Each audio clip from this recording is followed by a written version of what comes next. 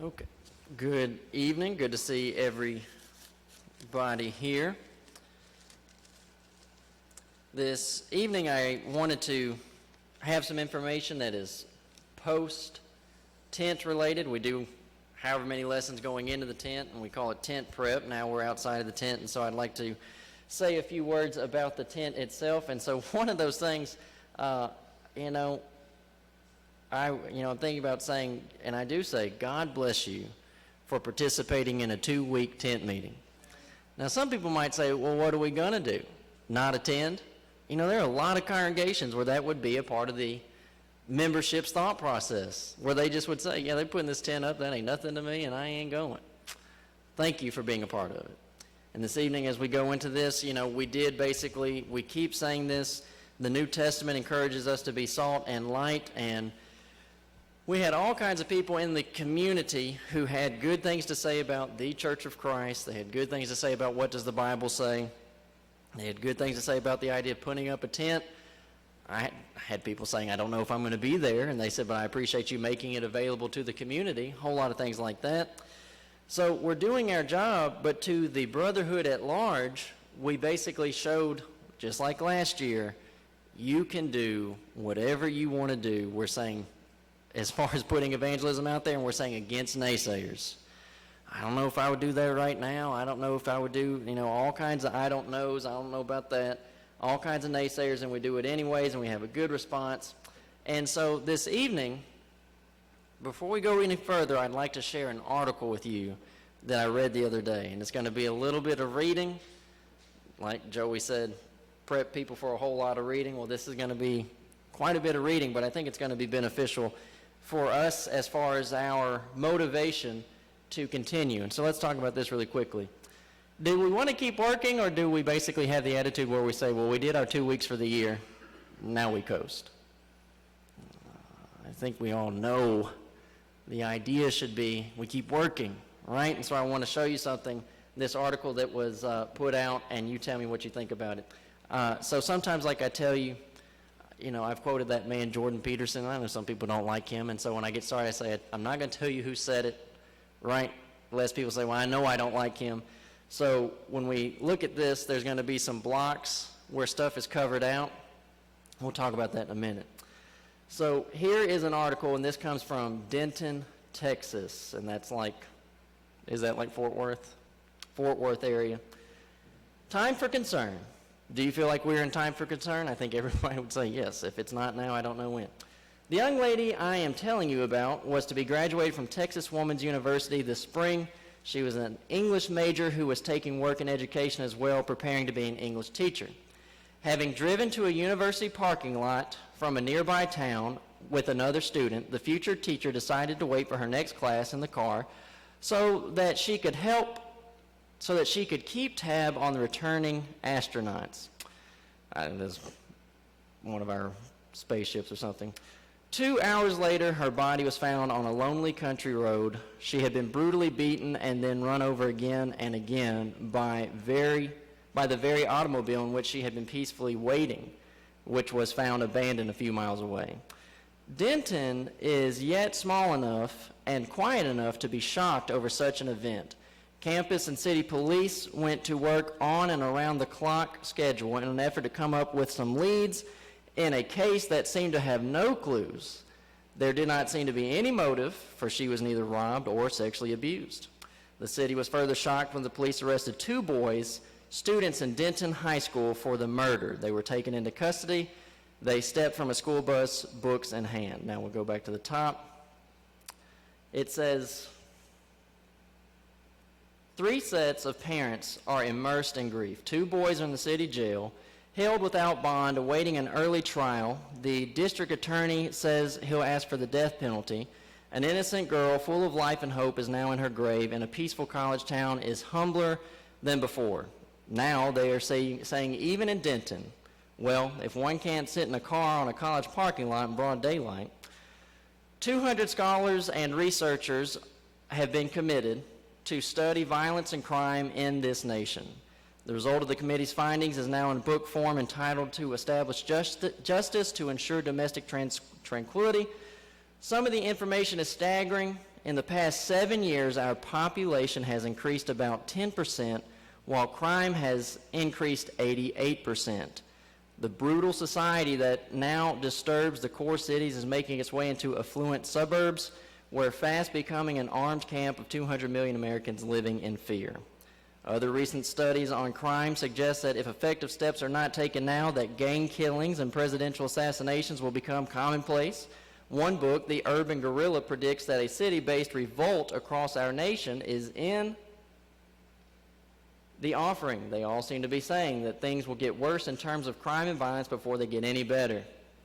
Now, I am going to skip ahead a little bit and look at what he says here.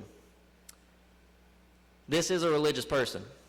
Our own congregations are as apathetic as any portion of our society. If one of our preachers gets off the beaten path of first principles, we get uneasy that he might be preaching a social gospel, if the gospel of Jesus could be anything other than social. While we are content to obligate future generations with million-dollar edifices in the suburbs, the inner city that we have left behind are aflame with hate and resentment. Most of the Lord's money we spend on ourselves, our own comforts, and denominational promotions, while we look to the government to take care of the downs and the outs. He's going to go down here. He's going to bemoan colleges, especially notorious for handing out grades without commensurate performances on the part of the student. Does this all sound like stuff you hear on a daily basis? A little bit more. He says, we're going to read this section here, about the downs and the outs. If we follow our Lord, he will lead us into the troubled spots, the troubled neighborhoods. That is where he did his work. It is pertinent to ask ourselves if we really know the Jesus who kept company with society's untouchables. Unless people dress right, smell right, and talk right, we do not cotton to them. I don't know that phrase, maybe you do. And so it is proper folk that make up the congregations. Would Jesus, the Galilean revolutionary, really be welcome among us? And in our vision of him, do we not remake him into our image? It is hard for us to realize that according to middle-class American standards, Jesus was not a nice man. But he was a concerned man, and it is concerned men that changed the world. We're only going to read a little bit of this. This is a second article, and then we're going to start moving on. In an age, and we'll start at the top. In its monthly letter recently, the Royal Bank of Canada issued a bit of horse sense for our generation. We live in a changing world about which our knowledge is incomplete, the bankers admitted. And we are finding that the key to civilization is not technology, but wisdom. In an age of riots and campus disorders, heart transplant, moon explorations, the Canadian bankers should be listened to as they point out the key to civilization. Our time has been variously described as the age of change, the age of crisis, or the age of revolution, but as much anything else, it is an irrational age. So much of what we do simply makes no sense. Not only do we have an ambiguous war on our hands, but we have developed such an interventionist form of government that such old-fashioned virtue of children caring for their parents in their old age is rare. People are paid for not working, farmers for not raising crops, and wayward girls draw checks for their illegitimate babies. College students pay rather heavy tuition fees and then stage strikes against the education process. They compete with each other to get into college, and then they burn the place down once they get in. I tell my students that education is the only product that people pay for that they do not insist on receiving. Okay. Crime, over here on the left, we didn't read it. It's a young lady, she's a student. She's a black lady, her teacher's white, and she just calls him a white SOB and says, you wouldn't be teaching here except you can't teach nowhere else. Crime, racial tension, the murder, the drug usage. Over here, people relying on technology rather than wisdom. Riots, everything else. Now, here's what we're talking about tonight. Why read all that? You say, we're getting every bit of that on the news. I did not come here to get like CNN and Fox News headlines. That came from a religious magazine in 1970. I let a little line in there slip about moon landing. I had to block out some stuff that talked about Apollo 13, or you guys would have known this is really old. 1970. It sounds just like right now. Now, how old were you in 1970? My dad is 10 in 1970. I doubt he knew up from down about all kinds of stuff that was going on. Crime rate, drama, all this different stuff. And so here we are now, and folk who used to not pay attention, right, because y'all were kids, you were however old, you might have been older than 10 years old, and you might be saying, yeah, I was older, but we weren't paying attention. In the 1970s, they were complaining about the exact same stuff that we are today. People going to college, tearing up the colleges, parents having to pay for their kids to go to college. You send your kids to school, you pay for their books, and what do? They eat their books. It's just not good for anybody. It's just bad all over the place. And here's my real point. The Bible would have told you this. I didn't have to compare 1970s magazines to 2021. The thing that has been, it is which shall be, and that which is done is that which shall be done, and there's no new thing under the sun. I don't know if y'all heard in a recent What Does the Bible Say that I did in the nighttime. I said, today's homosexuals are pretty arrogant to act like they're the only generation to have ever been homosexual. You don't understand me. You don't know what I'm going through. People have been homosexual forever. Problems in the world have been around forever. So here's my thing. What do we do with the bad news in 2021? We say things like, it's going to have to get a whole lot worse before it gets any better. Or we're going to say, these people just don't want it. We're going to make up all kinds of excuses as to why not talk to people, right? And you know, there's a lot of people who would have really discouraged us from having a 2-week tent meeting. It ain't going to do nothing.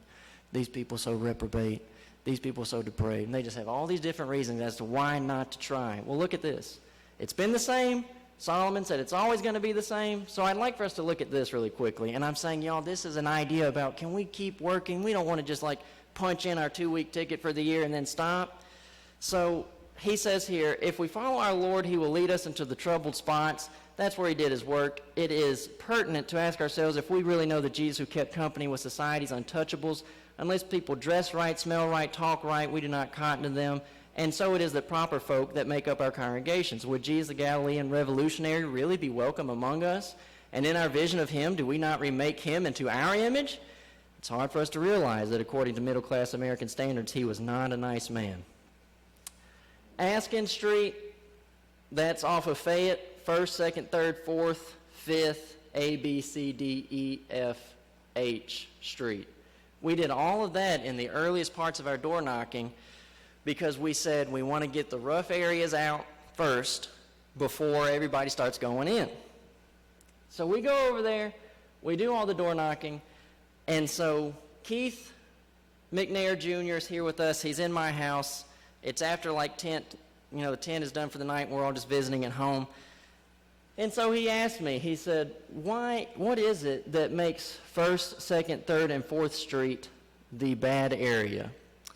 And my statement to him was, Keith, the only thing I can think of as to why basically it is viewed as the bad area is because it is a predominantly black neighborhood.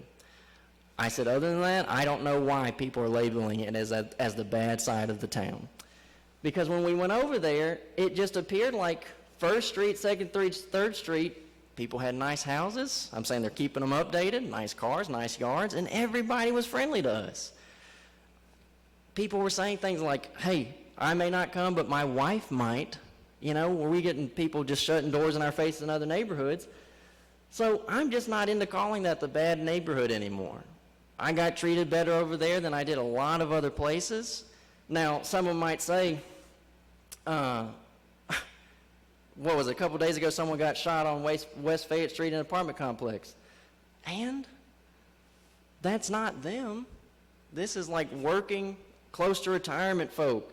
You go over to Askin Street, I only had one person just be unfavorable with me on Askin Street.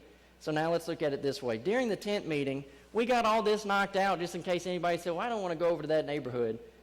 During the tent meeting, I had outright people asking me, please don't send us to Mulberry. Now, if you live in Mulberry, and I know some do, hey, you're a Christian and you live on Mulberry. What can you do about it? But they just said, I don't want to go over there.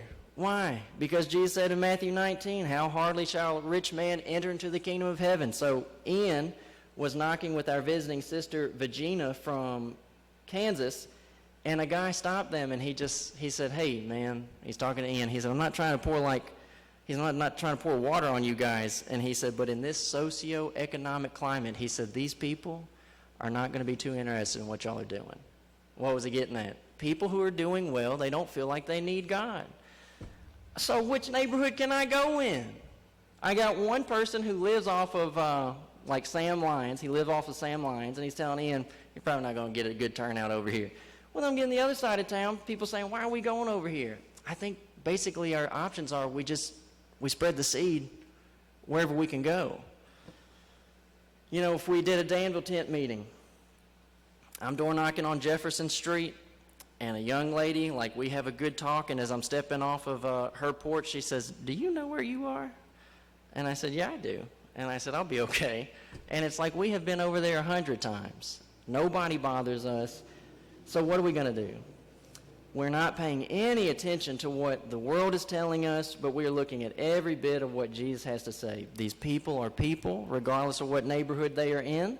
They all need Jesus, just like we need Jesus. And basically, y'all, we are the ones who are going to try to introduce them to Jesus. And without that, they have no other impetus to say, Jesus of Nazareth, the Christ, I need him. Now, let's look at this. John 3:19 through 21, if the problem has always been the same, what's the solution always going to be? Look, y'all, isn't it nice in some respect that we do not have to collectively come in here on every 4-year window and say, okay, y'all, back to the drawing board. What are we going to do for the area? You just keep trying. You just keep trying. You just keep knocking, and people's circumstances change. We watch people's circumstances change to where one day they didn't need Jesus, and now they'd like to know Jesus. John 3:19, this is the condemnation that light has come into the world, and men love darkness rather than light because their deeds were evil. You know, we go to the door, and we're like, we can't figure out with people. We say things like, they know they need to be going to church. They know they need Jesus. You think they don't know they need Jesus?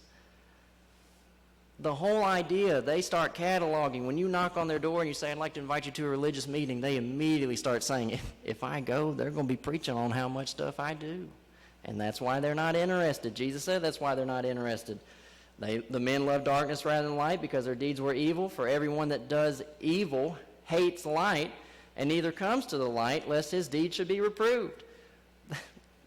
We're telling, and I get it. Hey, it's a great line. If you're knocking at the door and you tell people we're not going to pass the plate, that's a fantastic thing to introduce to them. But some people are not worried about the plate. They're worried about us preaching on sin. They neither come to the light lest his deeds should be reproved, but he that does the truth comes to the light that his deeds may be made manifest, that they are wrought in God. Let's keep looking at this. Mark 6, verse number 7. So, I want to encourage you. I don't want to say this. I don't want anybody to think like I'm having a bad attitude or a bad tone. But we got to talk about what we're going to be doing as far as a congregation and our evangelistic outreach, right? So I have said before, and I do mean this, and I still mean it. I'd say, y'all, you got some good brains in this congregation. And y'all come from a time, if my generation is, y'all didn't always text, right? People look at my generation and say, y'all don't even know how to spell words. Y'all just be saying LOL, don't even know how to spell laugh out loud. I'm saying, y'all, are you trying to write into the newspaper? I've been asking y'all to do that for a while now. And at some point, I think some folk just ain't going to do it. You could. I think you got the brain to do it. It's 250 words. Send an email. If you're not going to do it, and I think that you could, can I encourage you to maybe do something else just briefly with your Sunday afternoon? Mark 6:7, he called unto him the 12 and began to send them forth out 2 by 2. We could go right down the road behind the Daily Grind next to Piedmont Community Services and right here at the Church Street Square Apartments. It's one rectangular building. It's right next to the Episcopalian sect. It's right behind Sparky's, right behind the bank. I'm saying it would take you all of 7 minutes to take 32 of our bulletins over there, knock on their doors, and you just say, I'm a member of the Church of Christ, and I just would like to share this with you. We'd like to invite you to Bible class. there'd be 32 more people we would reach like that. And y'all, do you know that brand recognition is a very real thing? You know that because when we go places and they say, what does the Bible say? When we were passing out last year the Informer to the same apartment building in Danville, very quickly we developed brand recognition. Tanner handed the bulletin to a man on the driver's side, and the young lady sitting in the passenger, she sees the once folded over document, and she says, "Is that the Informer?" Do you want them to know Informer like they know Watchtower? Yeah, you do, because that Watchtower is junk. We're trying to get these people, and I've got it down there, y'all. Are they in a community service apartment? Yes. That doesn't mean baby ticket. These are people who need Jesus. They might just be down and out, like that article said. They're down and out. They need some help. We need to be the ones to help them. Can I invite you to do that? I did it this Sunday because we recently met these ladies. I don't know what this house is. I don't really need to know all the ins and the outs. If that's a halfway house, I don't know. But I don't need anybody to say, you know that's a halfway house, right? I know there are souls in there. Laverne, Kimberly, and Serena. 3 ladies are staying over there right now, and we met them during the door knocking process. And this past Sunday afternoon, I walked a couple steps over there, and I said, Miss Laverne, can I leave these 3 for y'all? You, Kimberly, and Serena. And she said, of course you can. One of them has said they'd like to come over here. You know how that goes. We're not going anywhere, so we just be here when she shows up, and we so glad to see you, Kimberly. He sent them out 2 by 2. I'm telling you, y'all, they were so friendly to us over there. I just can't believe that we wouldn't make that a regularly worked neighborhood. To give them bulletins, to find the people over there who want to have a Bible study, and on top of all this, what we are left with after the 2-week tent meeting, before they left, Matt and Melissa handed me a sheet of paper, and she said, these are people who I think are good contacts. Maybe they can be revisited. I added my people that I kept up with her, and so between me and her, we've got 11 different people that we can revisit. I would hope that people have people on their mind that we could revisit. One lady, she said, I used to go to church in Eden. She said, I'm just not feeling it anymore. And you wouldn't either if you heard what she said. She said, the speaker showed up an hour late, and then he kept us here till 2:30. After an hour, I think I would have just gone home, not staying till 2:30. We have all these advantages put in front of us. And I still say it, y'all. To let people know that it's on Star News, to let them know about the YouTube channel. And these people are out there. We're concerned about our friends and our own family. I get that. We're always going to be. But these people are souls, and they've got friends and they got families that they need to be concerned about. All I'm doing is saying, let's really consider keeping up a workflow. And when I had Joe in the car with me at the end of the tent meeting, I told him he's going home. I said, Joe, it's going to be weird for you when you get home. Why? Well, you've been door knocking every morning. You've been having lunch with everybody every day. You've been hearing preaching every night. And now we go back to normal. And we've always talked about how evangelistic atmosphere ought to be normal, not going back to normal. What did Jesus say when a town was saturated? This is the other alternative. If we're looking at it and saying, well, we just did 2 weeks, punch my ticket. Mark 1:38, when a town really got saturated, Jesus says, time to move on. He said to them, let us go into the next towns that I may preach there also, for therefore came I forth. And here's why I have this up. I don't know of anybody in the congregations who would like to move elsewhere. And I don't imagine that you would prefer for me or Dad to move elsewhere. So when Jesus said, when a town gets saturated, what do? You move on.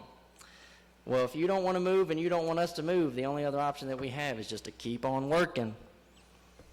Therefore said he unto them, the harvest truly is great, the laborers are few. Pray therefore the Lord of the harvest that he would send forth laborers into his harvest. Our problem is not laborers. Our problem is Matthew 18, where the man had 2 sons, and one said, I'm going to go out, and the other one just said, I'm not going. And we just had a 2-week tent meeting, and I say God bless you for that. All I'm doing this evening is just encouraging us, we got good contacts. Let's work them. And let's recanvas areas that we already got. Why? Because they're good areas. You know, when you go to certain places, I would not have used to have been this way. But I'm fine these days with like making a note of, right now, they're not interested. Okay, we'll skip them.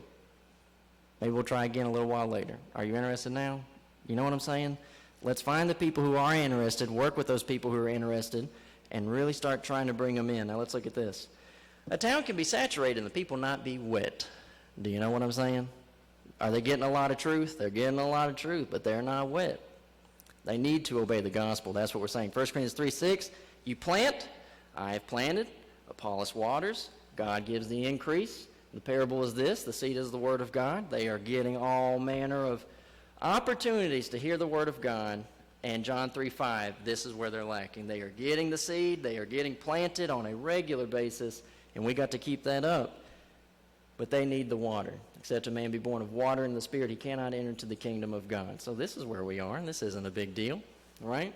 What are our options? People start moving. Well, if you don't want to do that, the other option that we didn't discuss is someone says, well, we could all just give up. Well, you don't want to do that.